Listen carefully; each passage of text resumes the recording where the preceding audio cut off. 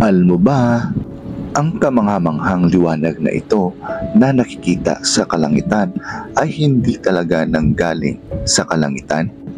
Tinatawag itong volcanic lightning or volcanic thunderstorm. Hindi galing sa langit, bagkus ito ay galing sa loob ng bunganga ng isang bulkan.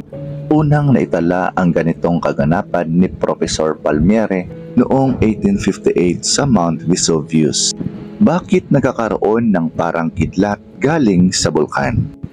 Kapag nagsalpukan ang nahating abo na galing sa bulkan, nagkakaroon ng kuryente ang pagkiskisa nito na nagdudulot ng pagkaroon na tinatawag na volcanic lightning.